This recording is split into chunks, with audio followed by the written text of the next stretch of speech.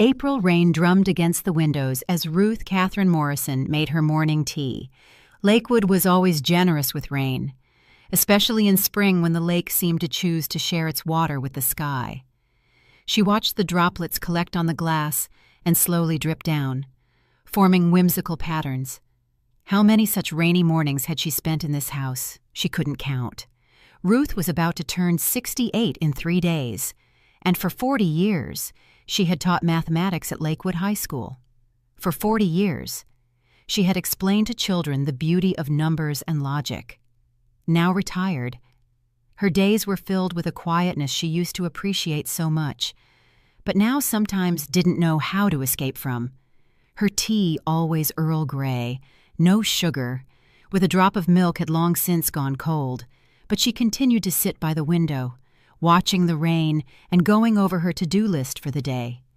Groceries, cleaning, maybe the library if the weather permitted. The usual chores of an ordinary Tuesday. But somewhere on the edge of her mind, the thought of her upcoming birthday was throbbing. Would she be celebrating it alone? Again Ruth set down her teacup and walked to the mantelpiece, where a photograph of her late husband smiled back at her. William Bill Morrison had been gone for 10 years now, but his presence still filled every corner of their home. The shelves he'd crafted, the table he'd restored, the garden bench, his latest project before the heart attack, took him suddenly one Tuesday morning. "What would you do, Bill?" she asked aloud, her fingers tracing the silver frame. "About Dave. I mean, about us." Their son, David Dave, was now 42, married to Jessica, with 2 children, 16-year-old Sophia and 12-year-old Tyler. They lived only 20 minutes away, yet it felt like they existed in different worlds.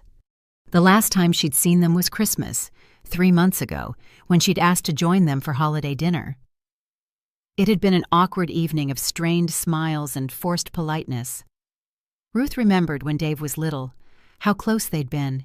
She'd helped him with homework, cheered him on at soccer games, read him bedtime stories. Bill used to joke, "Of course you love him more, he's a carbon copy of me." But that closeness had gradually eroded, especially after Dave met Jessica. The ringing of the phone snapped her out of her musings. The number was unfamiliar, but she answered anyway. At her age, every call could be important. "Mrs. Morrison, this is Linda from Lakewood Glamour Beauty Salon. I'm confirming your appointment for tomorrow morning at 10. Ruth paused. She hadn't made an appointment at the salon. She was about to correct the mistake when something stopped her. Why not? Maybe a little change was just what she needed before her birthday. "Yes, sure. I'll be there tomorrow at 10. After the call, Ruth went upstairs to her bedroom and opened her closet. Most of the clothes were practical, discreet, the clothes of a math teacher accustomed to restraint. In the far corner hung the blue dress Bill had given her for their last anniversary. "To match the color of your eyes," he'd said. She pulled the dress out and held it up to herself, looking in the mirror. The wrinkles around her eyes had gotten deeper. Her hair had gone completely gray. But her eyes, yes, they were still the same deep blue Bill had fallen in love with. Ruth walked to Bill's old desk and pulled out a wooden box she hadn't opened in months. Inside were letters, documents, and at the bottom, a sealed envelope with her name written in Bill's careful handwriting. She'd found it among his papers after the funeral, but had never felt ready to open it. The envelope was marked, "For Ruth when you need me most." Her fingers trembled as she traced the words. Not yet, she thought. But perhaps soon. The afternoon brought a visit from her neighbor and closest friend, Beverly Sullivan. Bev was 72, a widow like Ruth. But unlike her, she embraced her role as what she called a grand old lady. With 3 children and 7 grandchildren who visited regularly, Bev's life was full of laughter and chaos. "You look thoughtful today," Bev observed, settling into the kitchen chair with a cup of tea. "Birthday blues." Ruth sighed. "I keep hoping Dave and his family will want to celebrate with me. But after Christmas, she shook her head. I don't know what happened to us. Bev, we used to be so close. You know what I think. Bev stirred her tea thoughtfully. You've let them take you for granted for too long. When was the last time you demanded anything from them? When did you last say no to their indifference? Ruth considered this. I don't want to lose them completely. Honey, you can't lose what you don't really have. They treat you like an obligation, not family. Bev reached across the table and squeezed Ruth's hand. You deserve better than their scraps of attention. That evening, Ruth made a decision. She picked up her phone and dialed Dave's number. It rang several times before he answered, his voice distracted. Mom, is something wrong? The assumption that she only called when there was trouble stung, but Ruth kept her voice steady. Nothing's wrong. Dave, I wanted to invite you all for dinner on my birthday. This Friday. There was a pause, and she could hear muffled voices, presumably Dave consulting with Jessica. Friday, I don't know. Mom, we've got a lot going on. Jessica has a presentation. Sophia has play rehearsal. And Tyler. It's important to me, Dave. Ruth interrupted gently. I'm turning 68. I'd really like my family there. Another pause. More muffled conversation. Okay, Dave finally said, his voice resigned. We can stop by for a couple of hours. Say around 2. Ruth's heart lifted. That's wonderful. I'll make your favorite. Don't go to any trouble. Mom, we won't be staying long. After he hung up, Ruth sat in the quiet house, a mixture of hope and apprehension swirling in her chest. This could be the beginning of something better, she told herself, or it could be the end of everything. The next morning, Ruth kept her appointment at the beauty salon. Linda, the young stylist, worked magic with her silver hair, adding subtle highlights that brought out the blue in her eyes. You look 20 years younger, Linda declared, and Ruth almost believed her, feeling renewed. Ruth stopped by the store to buy ingredients for Dave's favorite meal, eggplant lasagna, chocolate pecan cake, and all the sides she remembered him loving as a child. As she shopped, memories flooded back. Dave had been such a sweet child, curious and affectionate, but adolescence had brought trouble. Ruth remembered the day Principal Martinez had called her and Bill to school because Dave had been caught smoking marijuana in the parking lot. We could expel him, Martinez had said, glancing at Ruth with sympathy. But given your reputation here, Mrs. Morrison, I'm willing to give him another chance. Ruth had felt the humiliation burn her cheeks. She taught at the same school, and Dave's behavior reflected on her. But they'd worked through it. She and Bill had channeled Dave's energy into sports and academics, spending countless evenings helping him with homework. Why do you think he changed? Ruth had asked Bill during one of those difficult years. Bill had looked up from Dave's algebra textbook, his reading glasses perched on his nose. He didn't change. Honey, he's just testing boundaries. Our job is to keep those boundaries firm, but loving. They had succeeded. Eventually, Dave graduated with good grades, went to college for finance, and seemed to find his way. But then came Jessica. Jessica Parker had been ambitious, beautiful, and immediately possessive of Dave's attention. Ruth had tried to welcome her, but Jessica made it clear from the beginning that Dave's loyalties now lay elsewhere. Small slights at first forgotten dinner invitations, last-minute cancellations, but they accumulated over time. The real turning point had come after Bill's death. Dave had been supportive during the immediate aftermath, helping with funeral arrangements and staying close for the first few weeks. But then life had called him back. And Ruth had been left alone with her grief and a secret she'd never shared. Bill had been far more successful than anyone knew. Beyond the house and the modest savings account Dave was aware of, Bill had left Ruth nearly $2 million in carefully invested stocks, a substantial portfolio, and a valuable piece of lakefront property. Ruth had made the decision not to tell Dave about the full extent of his inheritance, wanting him to succeed on his own merit. That evening, Ruth sat at Bill's desk and finally opened the wooden box completely. Among the documents and letters, she found Bill's investment statements and property deeds. There was also his journal, which she'd never had the courage to read. With trembling fingers, she opened to a random page, dated just a month before Bill's death. Ruth is worried about Dave and Jessica. I see it too, the way Jessica monopolizes his time, the way she dismisses Ruth's feelings. I've tried talking to Dave, but he's blinded by new love. I hope Ruth will be strong enough to demand the respect she deserves if things get worse. She's the strongest woman I know, but she's also the kindest, and sometimes kindness can be mistaken for weakness. Ruth's eyes filled with tears, even in death. Bill understood her struggles. She flipped to another entry. I've been thinking about our legacy. Not just the money, though, that's important, but the values we've tried to instill. Dave is a good man underneath it all, but he's lost his way. If something happens to me, I trust Ruth to make the right decisions about our assets. She'll know when Dave is ready, if ever. Ruth closed the journal, her heart heavy, but also somehow lighter. Bill had trusted her judgment. He'd known this day might come. The phone rang, interrupting her thoughts. It was Jessica. "Ruth, I hope you don't mind me calling directly." Ruth was surprised. Jessica rarely contacted her. "Of course not. Jessica, what can I do for you?" "About Friday, I just wanted to make sure you weren't planning anything too elaborate. The kids have been eating healthier lately, and Dave's been watching his weight." The subtle criticism stung. "I'm just making a family dinner." "Jessica, nothing elaborate." "Good." "Oh, and about gifts, please don't feel obligated to get anything expensive for the kids.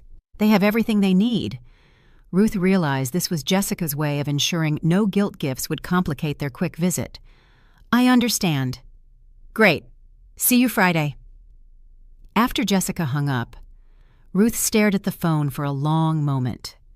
She walked back to Bill's desk and pulled out the sealed envelope marked, "For Ruth, when you need me most." Her birthday was in 2 days. Her family was coming for a brief, obligatory visit. And she was tired, so very tired of being treated like an afterthought in their lives. "Is this when I need you most, Bill?" she whispered to the empty room. But she wasn't ready to open the letter. Not yet. First, she would give her family one more chance to show her the love and respect she deserved. And if they failed... Ruth looked at the investment statements spread across Bill's desk. If they failed, she had options they couldn't even imagine. Friday morning dawned clear and bright, a perfect April day that seemed to promise new beginnings.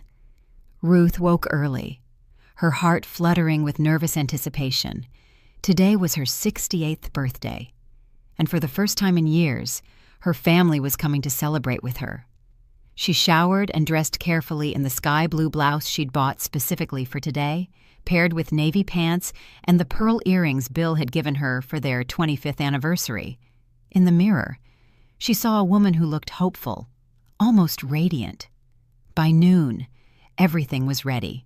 The eggplant lasagna bubbled in the oven, filling the house with rich, savory aromas. The chocolate pecan cake sat on the counter, frosted to perfection. She'd made Tyler's favorite cookies and prepared a fresh salad she hoped might appeal to Sophia's teenage dietary preferences. Ruth set the dining room table with their good china, the set with tiny blue flowers that she and Bill had received as a wedding gift. In the center, she placed a small vase with daffodils from her garden, their cheerful yellow faces turned toward the light streaming through the windows. At 1:45, she heard a car in the driveway. Her heart leaped as she smoothed her blouse and checked her reflection one final time. This was it, her chance to reconnect with her family, to bridge the gap that had grown too wide for too long. The doorbell rang at exactly 2 o'clock. Ruth opened the door with a warm smile, ready to embrace her son and his family. "Happy birthday, Mom," Dave said, giving her an awkward hug that barely touched her shoulders. He smelled of expensive cologne and stress, his eyes already checking his watch. "Hello, Ruth." Jessica nodded coolly. Not attempting any physical contact, she wore a crisp gray suit that screamed business meeting, and Ruth realized she probably did have somewhere more important to be. Behind their parents stood Sophia and Tyler.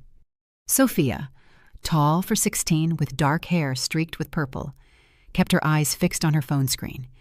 Tyler, still growing into his 12-year-old limbs, managed a shy smile that reminded Ruth painfully of Dave at that age. "Come in! Come in!"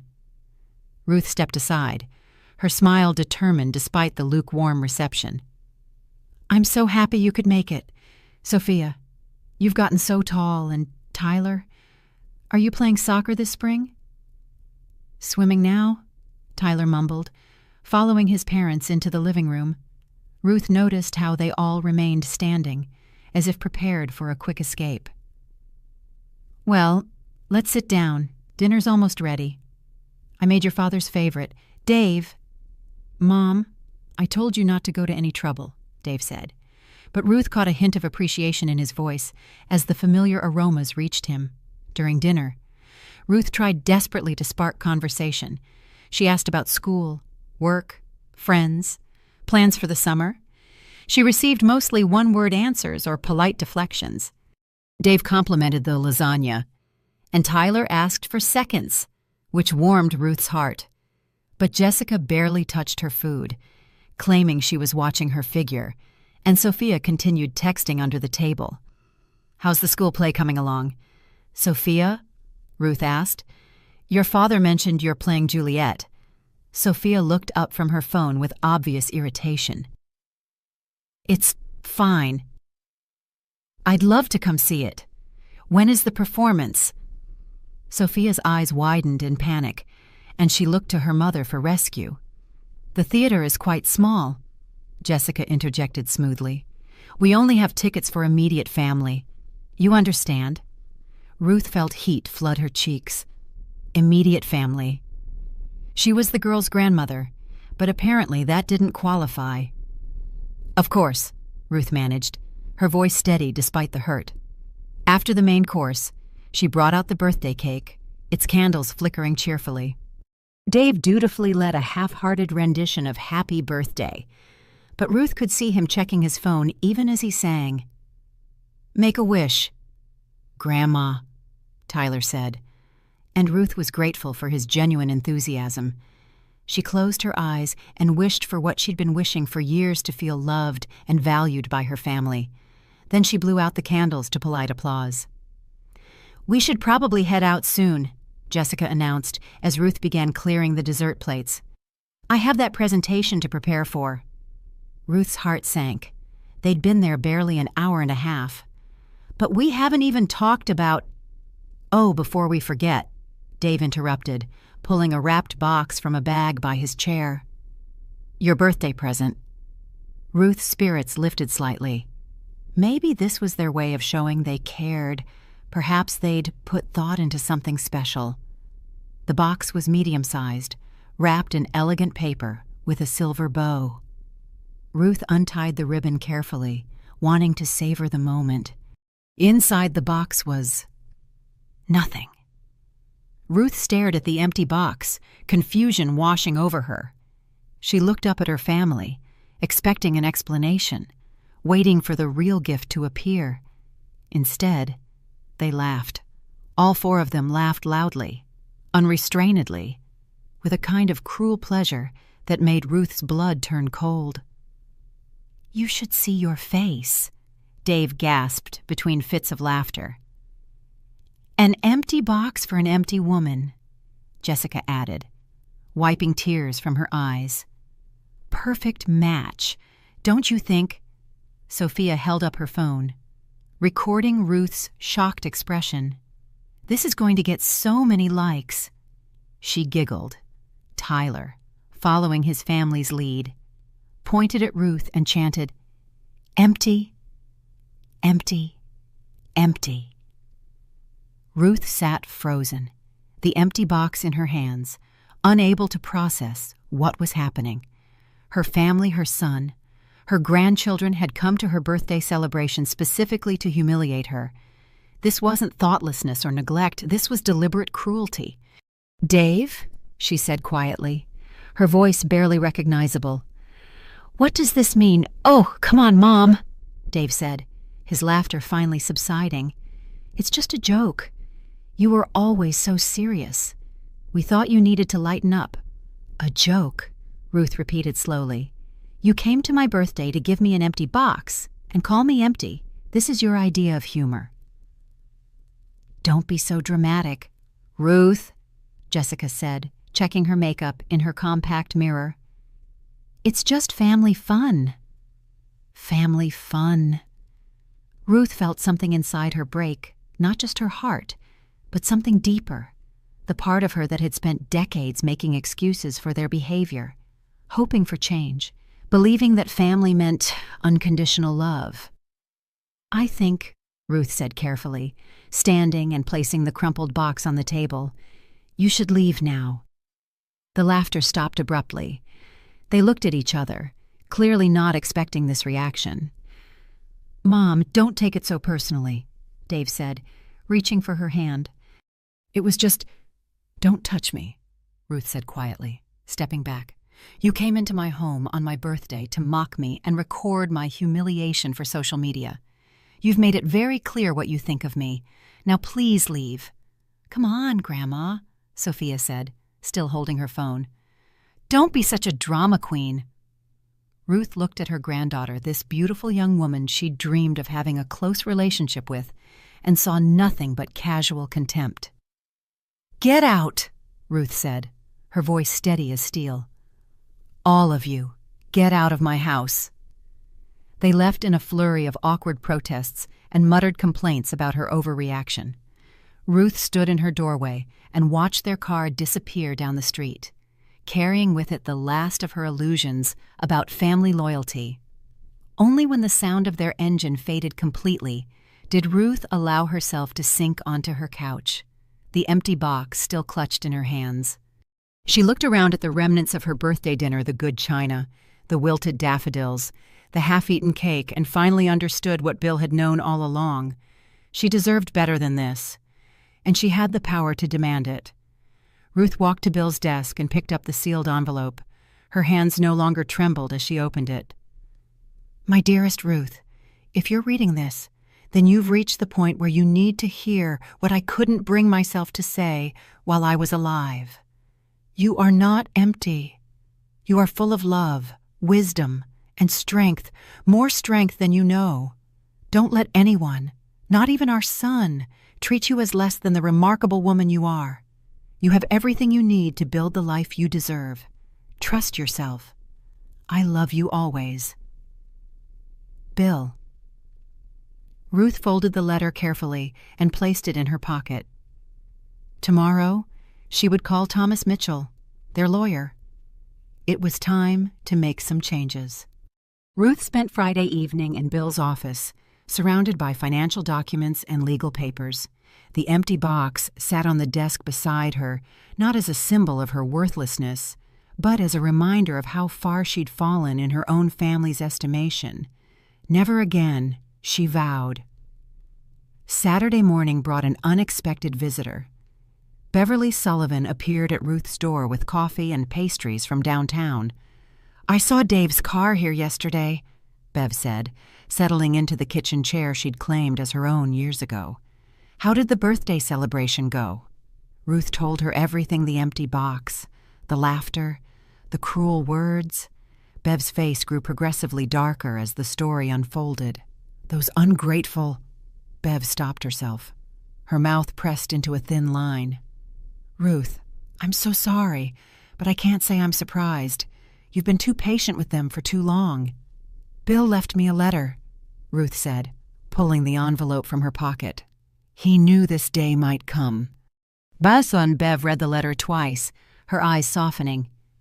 That man loved you something fierce, and he was right. You do have more strength than you know.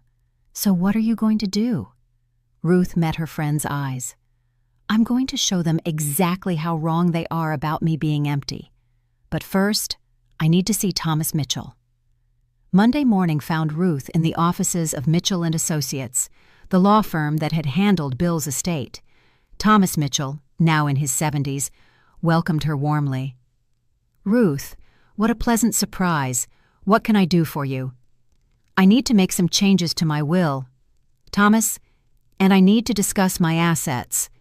Mitchell raised his eyebrows. "Are you sure you've always been very clear about leaving everything to Dave and the grandchildren?" "That was before they made it clear what they think of me." Ruth opened her purse and pulled out the empty box, which she'd brought as evidence. "This was my birthday gift from them." "Thomas." "An empty box? Because I'm an empty woman?" Mitchell's face darkened as Ruth recounted the events of Friday evening. When she finished, he leaned back in his leather chair. "I'm shocked, Ruth. I've known Dave since he was a boy. Bill would be heartbroken." "Bill saw this coming," Ruth said, showing him the letter. "He trusted me to make the right decisions about our assets, and I've decided Dave and his family don't deserve a penny of Bill's legacy." "That's a significant decision. Your estate is worth approximately $2.8 million now, with the investments performing well. Plus, the lakefront property has appreciated considerably." Ruth nodded. "I want to establish the William Morrison Foundation, focused on supporting struggling families and educational initiatives. And I want to sell the lakefront property to fund my new life. Your new life." "I'm moving to Santa Barbara, Thomas. Bev and I have been discussing it for months. I need a fresh start, away from all the memories and disappointment." Mitchell made notes as they talked, outlining the legal steps necessary to establish the foundation and change her will. As they worked, Ruth felt a weight lifting from her shoulders. For the first time in years, she was taking control of her own destiny. "There is one thing," Mitchell said as their meeting concluded. "Dave will likely contest the will when the time comes. He could claim you weren't of sound mind." "Then we'll make sure there's no question about my mental state," Ruth replied firmly. "I want a complete psychological evaluation, witnesses to my intentions, and a clause stating that anyone who contests the will forfeits any claim to the estate. You've really thought this through. I've had 10 years to think about it. Thomas, I just needed the right motivation to act." That afternoon, Ruth drove to Santa Barbara with Bev to look at houses. The coastal city was everything Lakewood wasn't sunny, vibrant, full of possibilities. They found a charming cottage just blocks from the beach, with a garden that reminded Ruth of the home she'd shared with Bill. "It's perfect," Bev declared, standing on the front porch that offered a glimpse of the ocean between the neighboring houses. "My sister Patricia lives just 2 streets over. We'll have a built-in social network." As they walked through the empty rooms, Ruth could imagine a new life taking shape. There would be volunteering opportunities, art classes she'd always wanted to take, maybe even travel. For the first time since Bill's death, the future looked bright. That evening, Dave called. "Mom, about Friday, I think we need to talk." Ruth's voice was calm, controlled. "What about Dave? You overreacted to our little joke. Jesse thinks maybe you're going through something you know. Depression or early dementia. We're worried about you." Ruth almost laughed at the audacity. Now they were concerned about her mental health. "I'm perfectly fine, Dave. In fact, I've never been clearer about anything in my life." "Good. That's good. So we can put this behind us. Maybe have dinner next weekend." "I don't think so. I have other plans." "Mom, don't be like this. We said we were sorry." "No, Dave, you didn't. You said I overreacted to your little joke. There's a difference." Dave was quiet for a moment. "Look, I'll talk to the kids about the phone recording. Sophia will delete it. "How generous of you." "Mom, what do you want from us?" Ruth considered the question seriously. "Respect. Dave. Basic human decency. The kind of treatment you'd give a stranger, let alone your mother." "We do respect you." "An empty box. Dave, on my birthday, while recording my reaction for social media entertainment. If that's your definition of respect, then we have nothing more to discuss." She hung up before he could respond. The phone rang again immediately, but Ruth ignored it. She had more important things to do than listen to his justifications. Over the next week, Ruth threw herself into planning her new life. She met with a real estate agent about selling the lakefront property, started the paperwork for the foundation, and underwent the psychological evaluation Mitchell had recommended. Dr. Sarah Chen, a respected psychiatrist, spent 2 hours with Ruth and declared her to be of completely sound mind. In fact, Dr. Chen noted in her report, Mrs. Morrison shows remarkable clarity and strength in making difficult but necessary decisions about her relationships and future. Dave called several more times, his tone growing increasingly agitated as Ruth remained politely but firmly distant. Jessica called once, attempting to smooth things over with false concern and veiled threats about Ruth's declining mental state. Ruth responded to each call the same way. "I'm quite well. Thank you. I'm just making some changes in my life." The lakefront property sold within 2 weeks to a developer planning a luxury retreat. The $1.2 million sale price exceeded Ruth's expectations and solidified her financial independence. On a sunny Thursday afternoon, Ruth stood in her Lakewood home and looked around at the life she was leaving behind. Tomorrow, she would tell Dave about her decisions. Tonight, she would pack the last of her belongings and prepare for the conversation that would change everything. She picked up Bill's photograph from the mantelpiece and whispered, "I'm ready now, darling, ready to demand the respect you always said I deserved."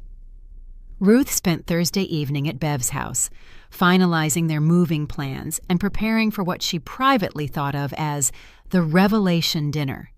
She'd invited Dave and his family for Sunday evening, ostensibly to apologize for her behavior on her birthday. The irony wasn't lost on her. "Are you nervous?"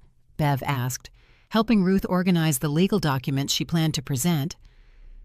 "Strangely, no," Ruth replied, sealing the foundation paperwork in a manila envelope.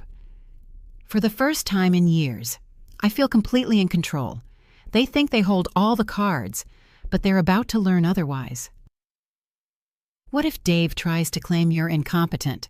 Ruth smiled, patting the psychological evaluation report. "Dr. Chen was very thorough. Besides, Thomas has prepared everything to be ironclad. The foundation is already established, the property sale is complete, and the new will is filed. There's nothing they can do to change it."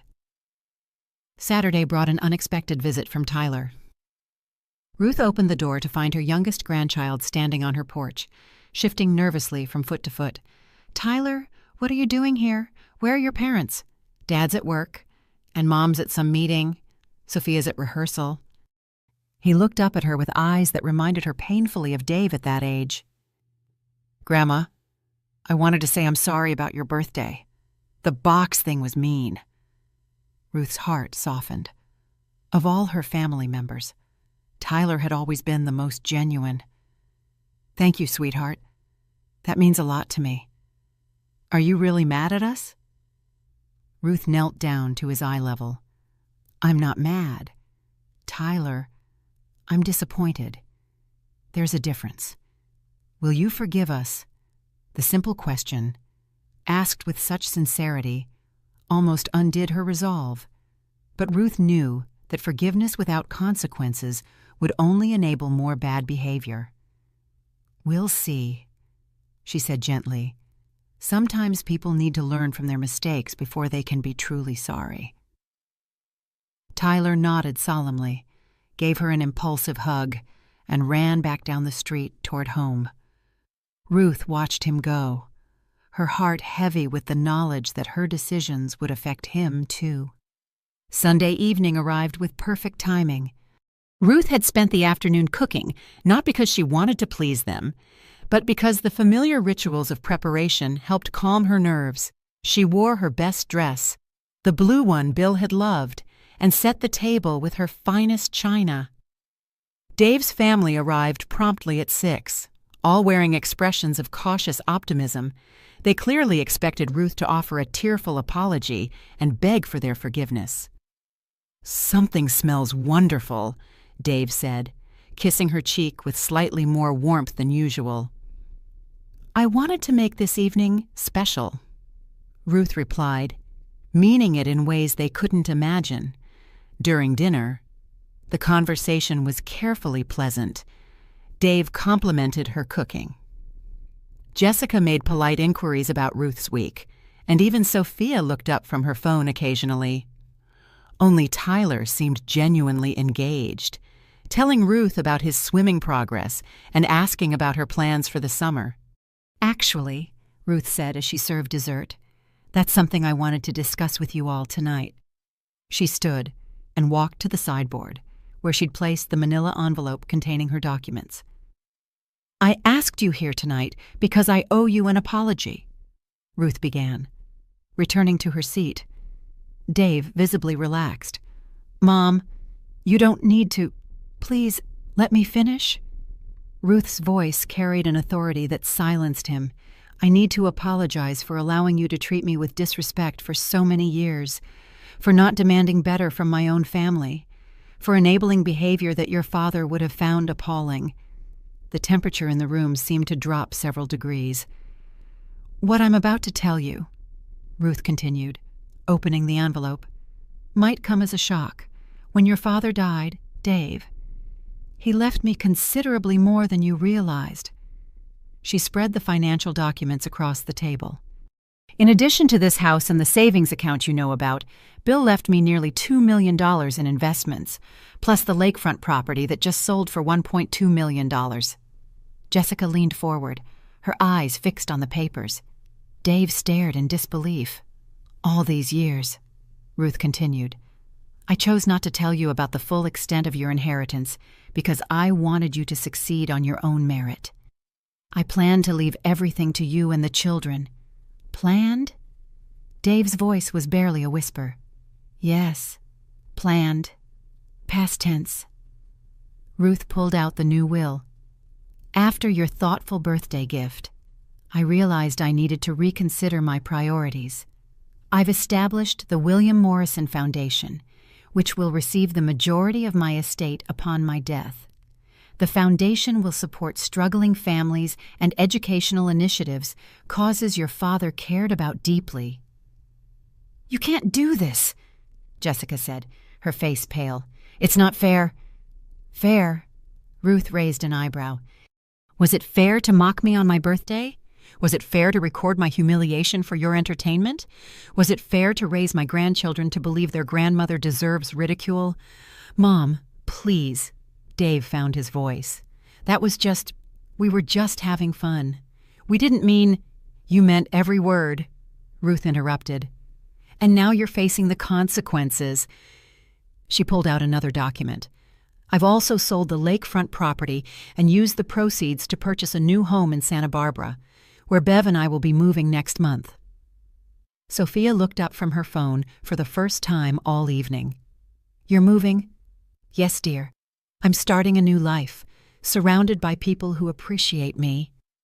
"This is insane." Jessica stood abruptly. "Dave, she's obviously having some kind of breakdown. We need to call someone a doctor, or—" Ruth smiled and produced Dr. Bev Chen's evaluation. "I've had a complete psychological assessment. Jessica, I'm declared to be of perfectly sound mind."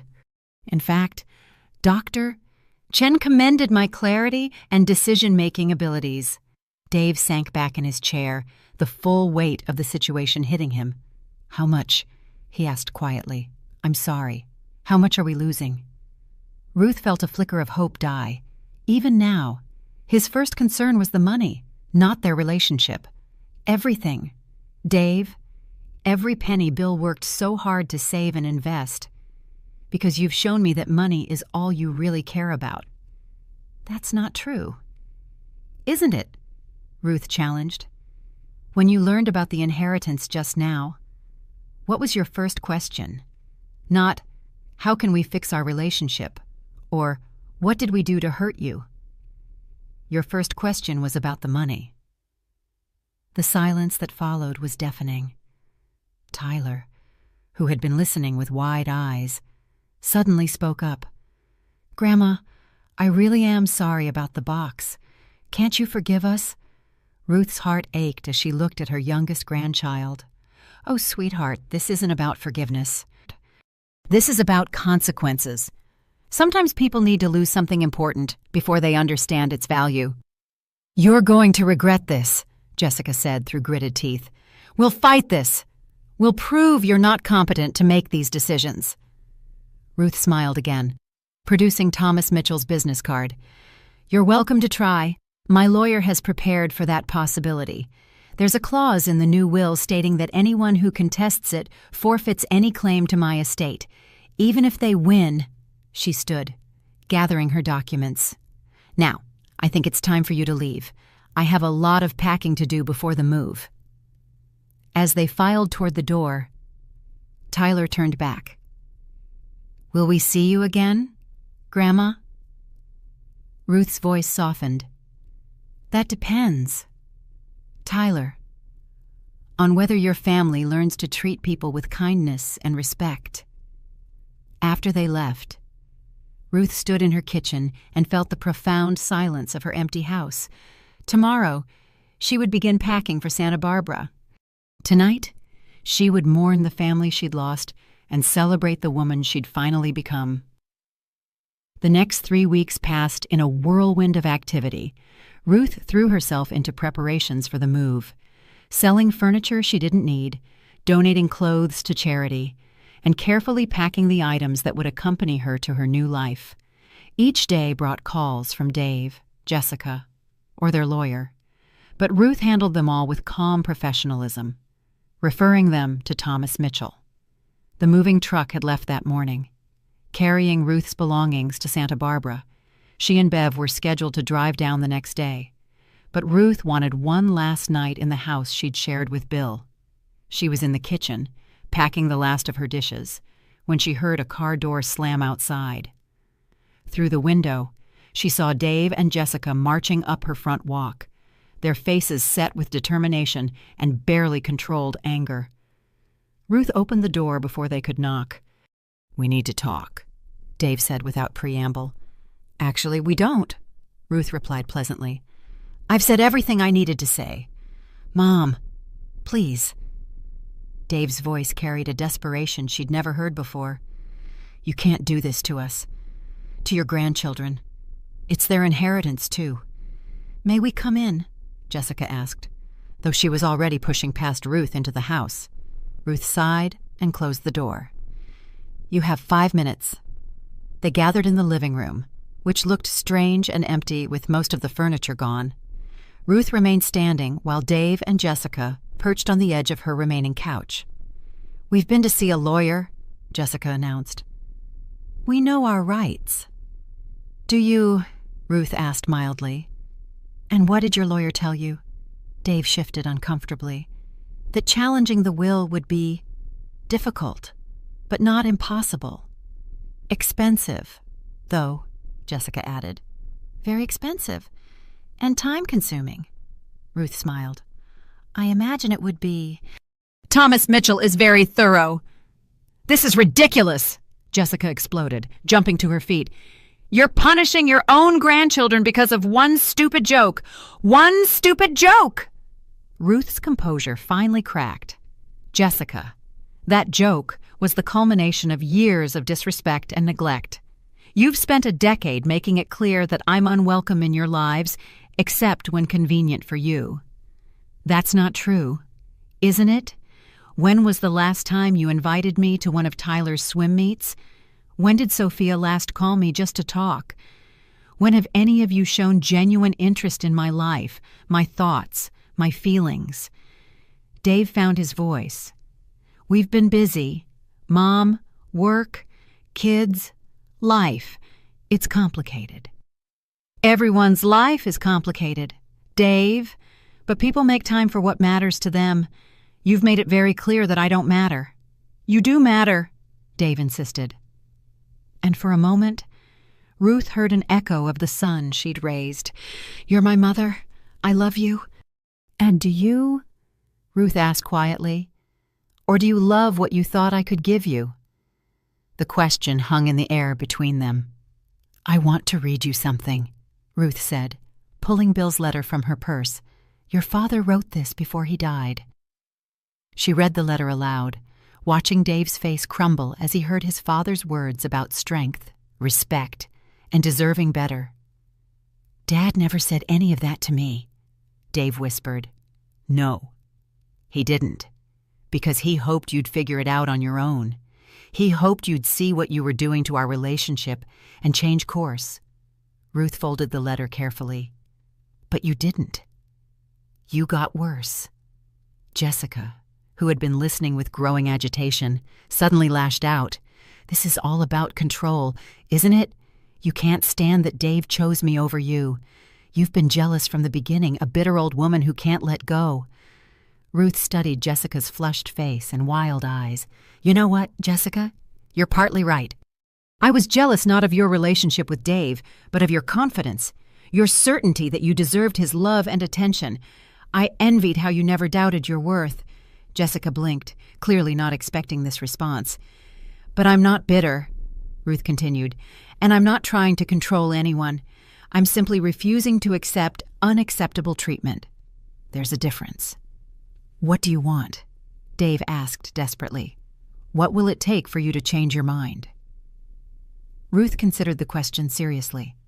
"I want you to understand what you've done.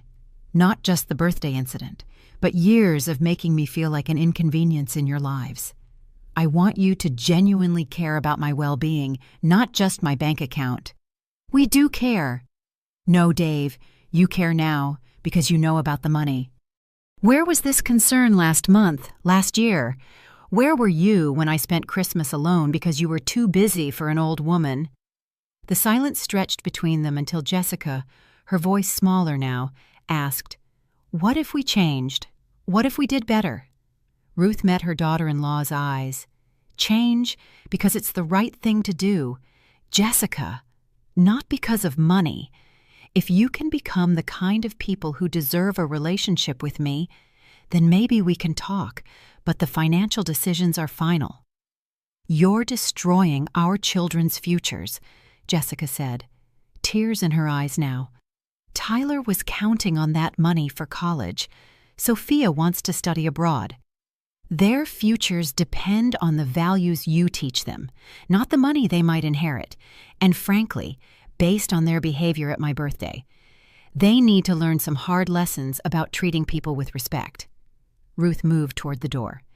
"My moving truck is already in Santa Barbara. I'm leaving tomorrow morning, and I won't be back. If you want a relationship with me, you know where to find me, but it will be on terms of mutual respect or not at all." Dave stood slowly, his face pale.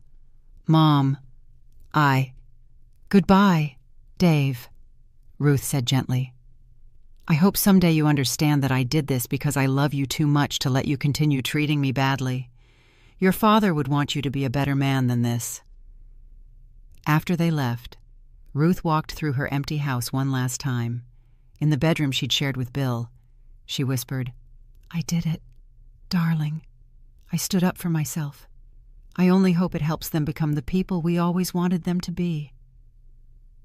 The next morning, Ruth locked the door of her Lakewood home for the last time and drove toward Santa Barbara with Bev chattering excitedly beside her about their new adventure.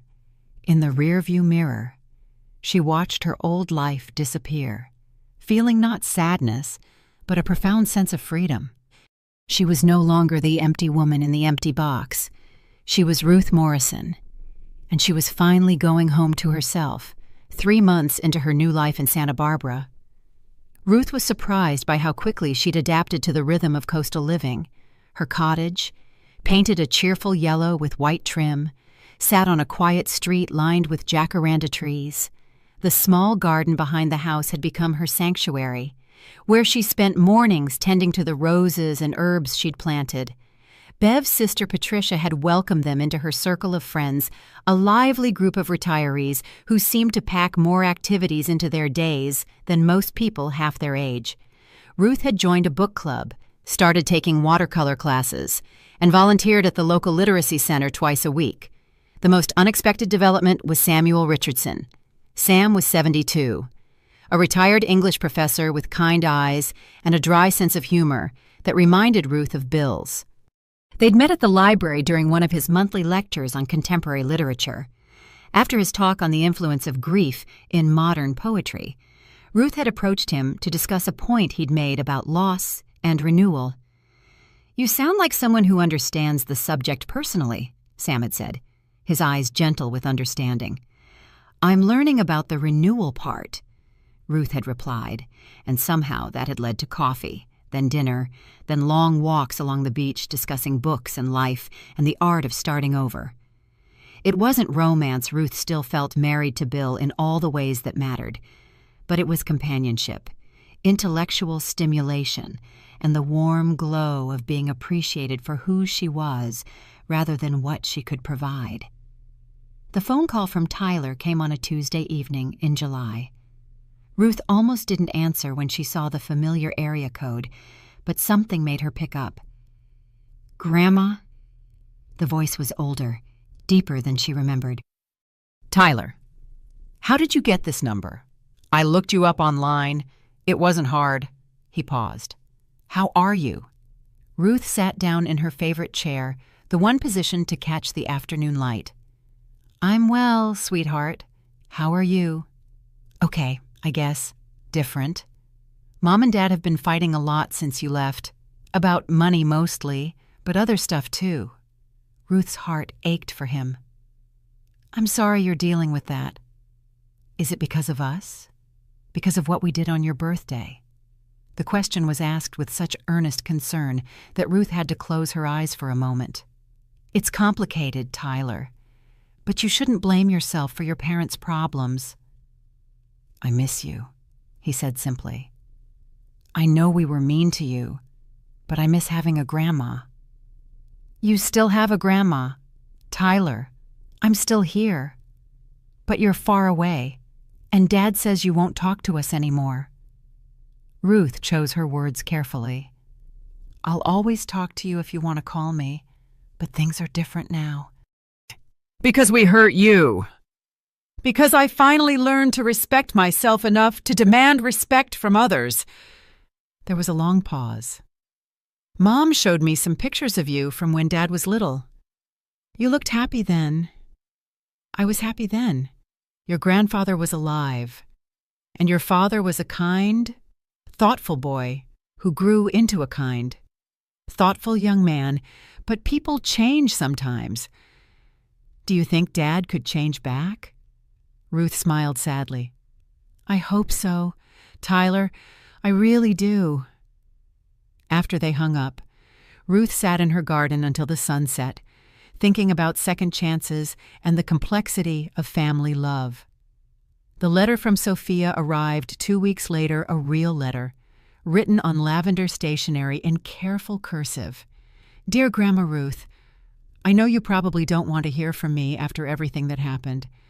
I've been thinking about writing this for months, but I didn't know what to say. I'm sorry. I know that's not enough, but I am really, truly sorry for the way we treated you. The birthday thing was cruel, and I hate that I was part of it. I hate even more that I filmed it. I deleted the video that same night. But I can't delete what I did. Things have been weird at home since you left. Mom and Dad fight constantly about money and blame each other for losing the inheritance. They think I can't hear them, but I can. It's like they're different people now, angry and bitter all the time. I found some old photo albums in the garage, the ones you left behind when you moved.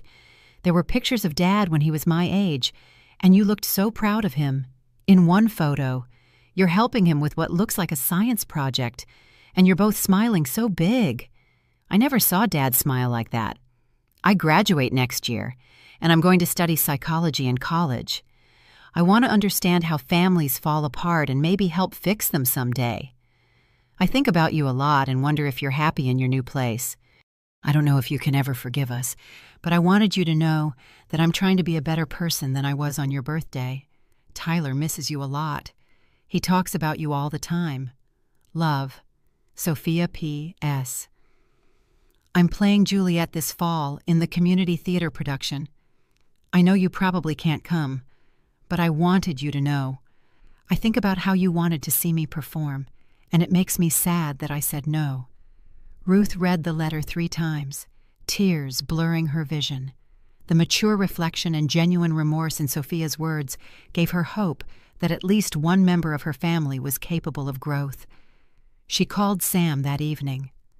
"I need advice from someone with grandchildren," she said.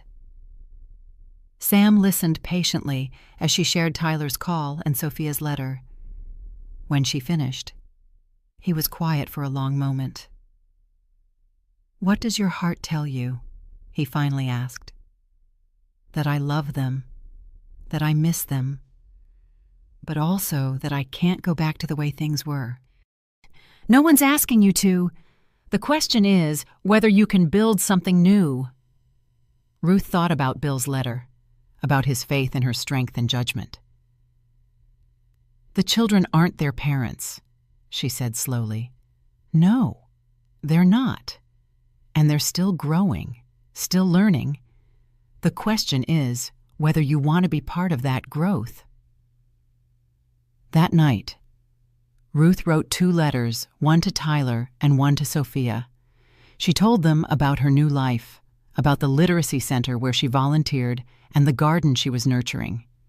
She shared memories of their father as a boy and their grandfather's dreams for the family, and she invited them to visit her in Santa Barbara if their parents agreed, but she didn't change her will. And she didn't call Dave. Some consequences, she realized, needed to run their course before healing could begin. The real test would come when Dave discovered she was back in touch with his children. Ruth suspected that conversation would come sooner rather than later, and she began preparing herself for the storm that would surely follow. Dave's call came exactly 1 week after Ruth mailed her letters to the children. His voice was tight with barely controlled anger. "I can't believe you're trying to manipulate my kids against me." Ruth, who was watering her garden when the phone rang, set down her watering can and settled into her patio chair. "Good morning, Dave. I assume you've spoken with Tyler and Sophia. You had no right to contact them directly. If you want to see them, you go through Jessica and me. Actually, they contacted me first, and they're old enough to decide for themselves whether they want a relationship with their grandmother." "Grandmother!" Dave's voice rose. "You abandoned us. Remember, you chose money over family." Ruth felt a familiar flash of anger, but kept her voice calm. "I chose self-respect over being a doormat. There's a difference. They're my children, and they're my grandchildren. I love them, Dave, which is why I'm willing to have a relationship with them despite their parents' behavior." There was a long pause. When Dave spoke again, his voice was different, smaller, more vulnerable. "They ask about you all the time, Tyler especially. He keeps asking why you don't love us anymore." Ruth's heart clenched. "I never stopped loving you, Dave. I stopped tolerating disrespect. It was one joke, Mom. One stupid joke." "No, it wasn't. It was years of taking me for granted. Years of treating me like an obligation rather than a person. The joke was just the final straw." Another pause. "Jessica thinks you're having some kind of breakdown, that you'll come to your senses eventually. Is that what you think?" Dave was quiet for so long, Ruth wondered if he'd hung up. Finally, he said, "I don't know what to think anymore. Everything's falling apart since you left." "What do you mean?" "Work, marriage, everything. I can't concentrate. Jessica and I fight constantly. The kids are acting out. Sophia got in trouble at school for being disrespectful to a teacher, and Tyler's grades are slipping. Ruth felt a pang of sympathy despite everything. I'm sorry you're struggling. Dave, are you? Or are you glad we're suffering? The question was asked without hostility, with genuine curiosity, and Ruth considered it seriously. I'm not glad you're suffering, but I think sometimes suffering is the only thing that makes people examine their behavior and change. So, this is all some elaborate lesson. Tough love. This is me finally putting myself first after decades of putting everyone else's needs ahead of my own dignity. Dave was quiet again.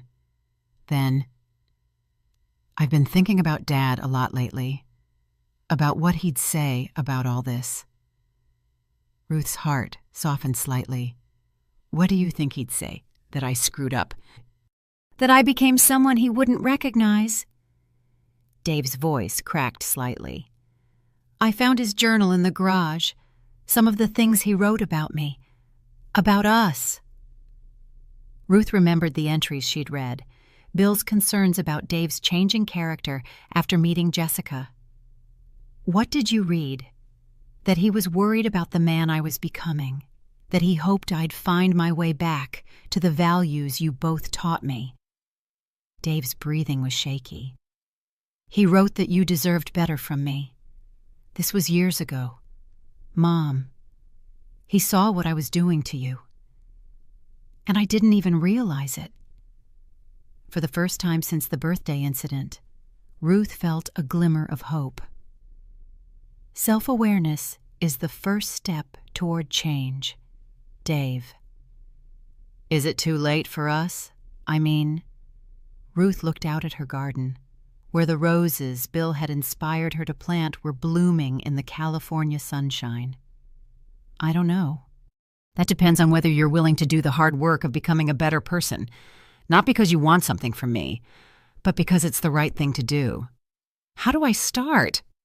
The question was asked with such humility that Ruth felt tears spring to her eyes. By being honest with yourself about the man you've become and deciding whether that's the man you want to be. The kids want to visit you. Jessica's against it, but maybe it would be good for them. For all of us. Ruth's heart leaped, but she kept her voice measured. They're welcome here any time, but Dave, if they come, it's to spend time with their grandmother, not to negotiate about money or try to change my mind about the inheritance. I understand. Do you? Because I need to be very clear. My financial decisions are final. If you're hoping this is all some elaborate test that you can pass and earn back the inheritance, you're going to be disappointed. Dave was quiet for a long moment. I know. I mean, I hope. But I know. The truth is, I've been thinking about what kind of father I want to be. What kind of man. And the person who would make his mother feel worthless for an inheritance isn't the person I want to be. Ruth felt something loosen in her chest. Not forgiveness exactly, but the possibility of it. That's a good start, Dave. Would it be okay if I called you sometimes? Not about money or anything, just to talk? I'd like that, Ruth said softly. I'd like that very much. After they hung up, Ruth sat in her garden for a long time, thinking about redemption and second chances. Sam found her there an hour later, tears on her cheeks, but a small smile on her face. Good news or bad news? He asked, settling into the chair beside her. Maybe both, Ruth said, but mostly good. I think my son called, and for the first time in years, I heard the boy I raised underneath the man he became. Sam reached over and took her hand. Are you ready for whatever comes next? Ruth squeezed his fingers and looked out at the ocean visible between the houses. I think so. For the first time in a very long time. I think I am. Tyler arrived in Santa Barbara on a Tuesday in September. Stepping off the Greyhound bus with a backpack and a nervous smile, Ruth barely recognized the tall, lanky 13-year-old who had grown several inches since she'd last seen him. "Grandma." He dropped his backpack and wrapped her in a fierce hug that reminded her painfully of the little boy he'd been. "Tyler, sweetheart, look how tall you've gotten." Ruth held him at arm's length, drinking in the sight of his face. "How did you manage this trip? Dad helped me plan it. He drove me to the bus station and everything." Tyler picked up his backpack. "He said to tell you he's proud of me for wanting to see you." Ruth felt a warmth spread through her chest. Dave allowing, even facilitating this visit, was more progress than she dared hope for. The next 3 days were a revelation. Tyler was curious about everything Ruth's cottage, her garden, the beach, Sam, whom he met on Wednesday and immediately liked, and most of all, the stories she told about his father's childhood. "Dad was really like that?" Tyler asked, looking at photos of young Dave building sandcastles and helping Ruth in her classroom. "He seems so serious now." "He wasn't always," Ruth said gently. "People change sometimes, but that doesn't mean they can't change back." Tyler was a different child from the sullen boy who'd chanted, "emptied" at her birthday party. Away from his parents' influence, his natural sweetness emerged. He helped Ruth cook dinner, listened to Sam's stories about teaching, and spent hours in the garden learning to tend the plants.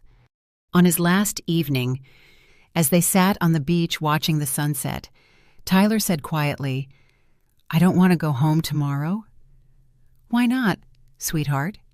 "Because everything's different there. Mom and Dad are always fighting or being weird and quiet. Sophia barely talks to anyone. And I miss this, just being happy and talking about normal stuff."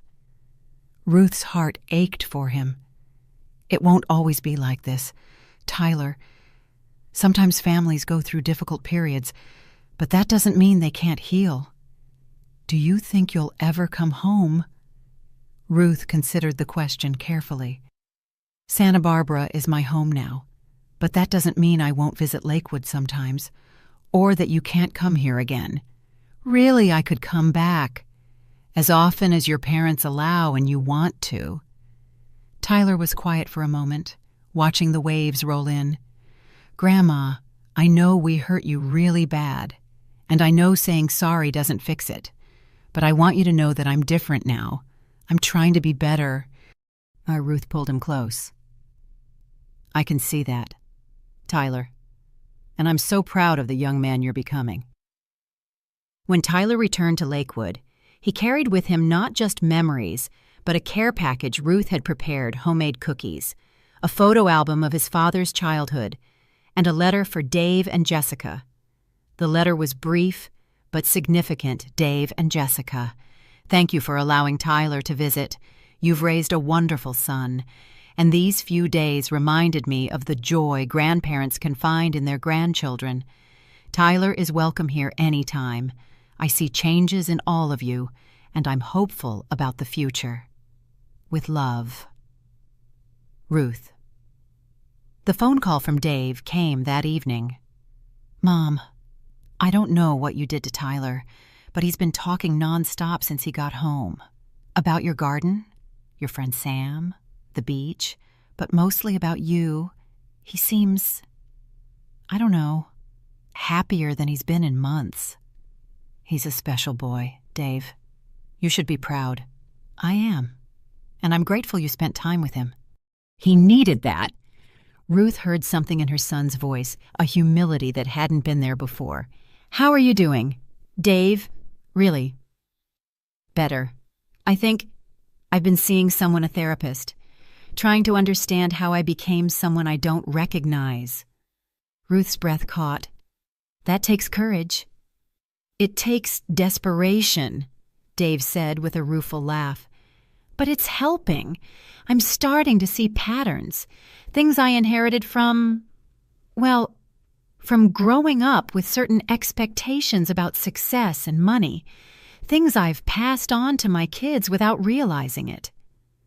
We all make mistakes with our children. Dave, the question is what we do when we recognize them. I want to do better. Jessica and I both do. We've been talking, really talking for the first time in years, about what we want our family to look like, what values we want to pass down. Ruth felt tears spring to her eyes. I'm so glad to hear that. Sophia wants to see you, too. She's been working on some kind of project. She won't tell me what it is, but it has to do with family history. She keeps asking about Dad, about what he was like. She's welcome here any time. I know this doesn't change anything about the inheritance, Dave said quickly. I'm not calling to negotiate or bargain. I just want you to know that we're trying to become the kind of people who deserve your love and respect. Ruth closed her eyes, feeling the last of her anger finally begin to dissolve. You already have my love. Dave, you always have. It was the respect I had to learn to demand. I know. And you were right to do it. We needed this wake-up call. After they hung up, Ruth walked out to her garden and stood among the roses blooming in the evening light. For the first time since Bill's death, she felt truly at peace, not because her family had returned to her, but because she had finally learned to value herself enough to demand better treatment. The healing would take time, and there would undoubtedly be setbacks, but for the first time in years, Ruth Morrison believed her family might find their way back to each other not as they had been, but as something new and stronger. And if they didn't, she knew now that she would still be all right. She had learned, finally, that she was never empty. She had always been full of love, of strength, of worth. It had just taken losing everything to help her remember. 1 year later, Ruth stood in her garden on a perfect September morning, arranging roses in a crystal vase for her birthday celebration. Today she would turn 69, and for the first time in a decade, she was truly excited about the day ahead. The cottage had been transformed over the months into a warm, welcoming home filled with art from her watercolor classes, books from her reading adventures, and photographs of her new life. Sam's influence was evident in small ways: a coffee mug on the counter, reading glasses on the side table, a chess set permanently set up by the window. Their wedding 3 months ago had been a small affair on the beach, with Bev as maid of honor and Patricia as witness. Tyler had walked Ruth down the sandy aisle, beaming with pride, while Sophia played violin and Dave served as Sam's best man. Even Jessica had cried during the ceremony, though she tried to hide it behind her sunglasses. The doorbell rang, and Ruth opened it to find Tyler and Sophia standing on her porch, both carrying wrapped packages and wearing matching grins. "Happy birthday, Grandma!" they chorused. Ruth hugged them both, marveling again at how much they'd grown and changed. Tyler, now 14, had shot up another 4 inches, and spoke with the confidence of a young man who knew he was loved. Sophia, 18 and about to start college, had evolved from a sullen teenager into a thoughtful young woman studying psychology with plans to specialize in family therapy. "Where are your parents?" Ruth asked. "Setting up in the backyard," Sophia said. "Dad's been cooking since dawn, and Mom's arranging flowers like she's preparing for a magazine shoot." Ruth laughed. Jessica's need to control every detail hadn't disappeared, but it had been channeled into more positive directions, like planning family gatherings instead of managing Ruth's exclusion from them. In the backyard, Ruth found Dave manning a barbecue grill while Jessica fussed with place settings at a long table borrowed from Patricia. Sam and Bev were deep in conversation with Patricia and her husband Jim, while Dave's therapist, Dr. Marcus Webb, chatted with his wife near the garden. The inclusion of Dr. Webb in family celebrations had been unusual at first, but his presence had helped navigate the delicate early stages of reconciliation. Ruth appreciated his gentle guidance and the way he helped them all communicate more effectively. "Mom?" Dave looked up from the grill, his face lighting up. "Perfect timing. Everything's almost ready." Ruth observed her son with wonder. The angry, entitled man from her 68th birthday had been replaced by someone who resembled the boy she'd raised thoughtful, hardworking, and genuinely concerned about others' happiness.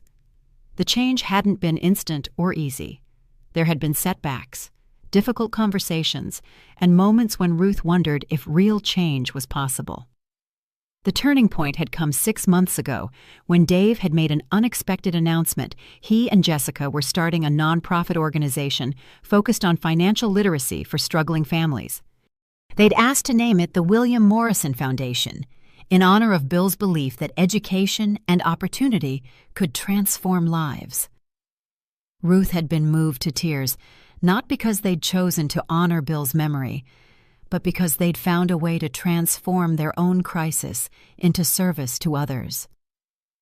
As the family gathered around the table, Ruth looked at each face and marveled at the journey that had brought them here.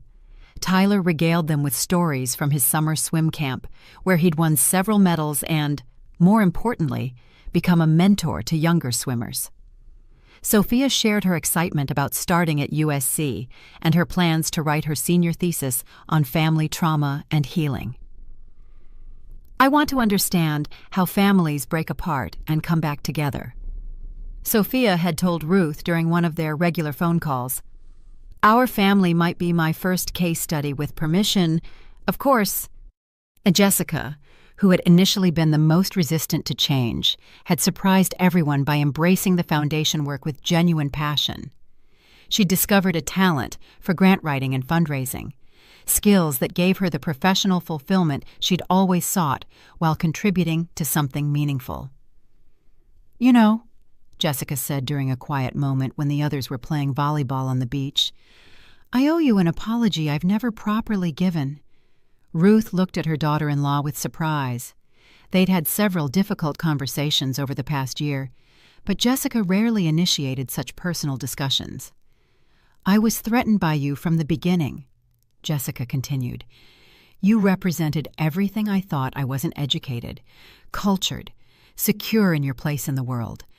I felt like I could never measure up, so I tried to minimize your importance in Dave's life."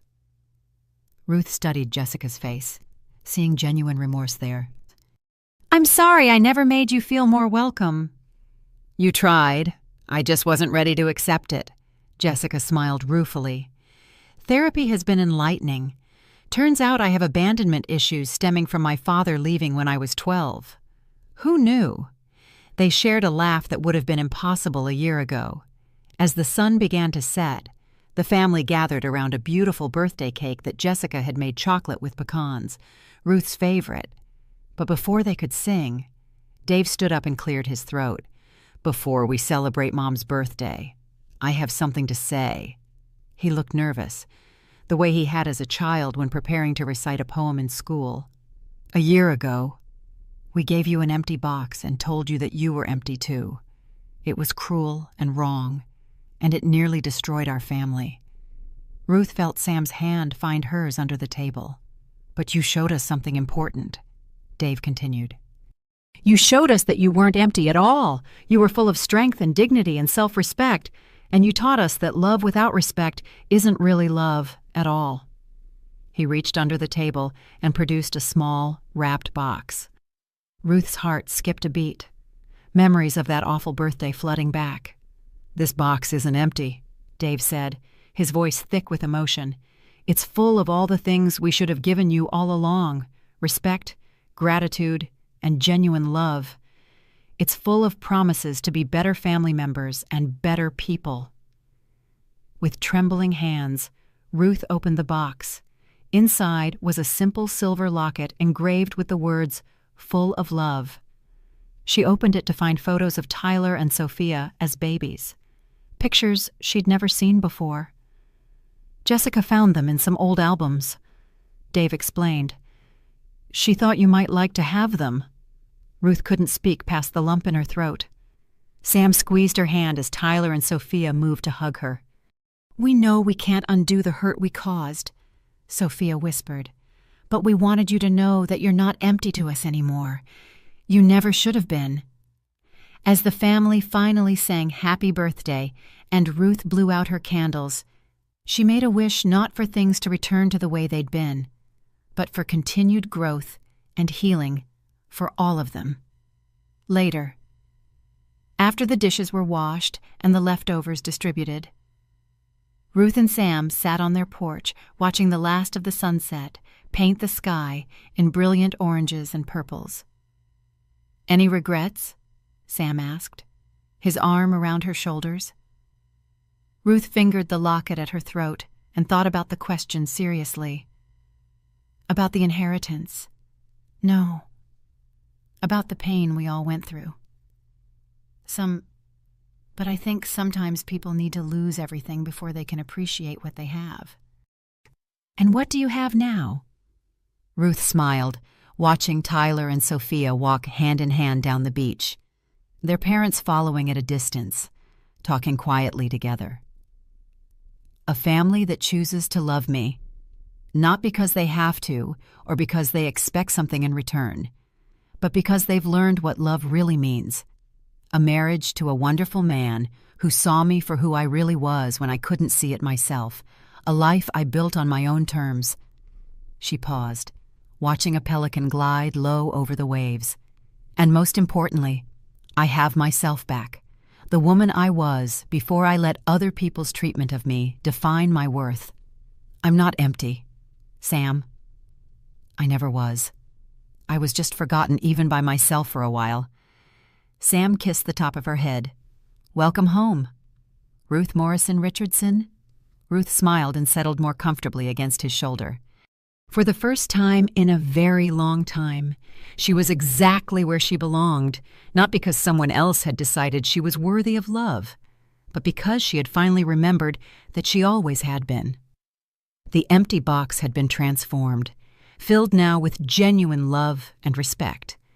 But more importantly, Ruth herself had been transformed from a woman who accepted scraps of affection to one who demanded and received the full measure of love she deserved.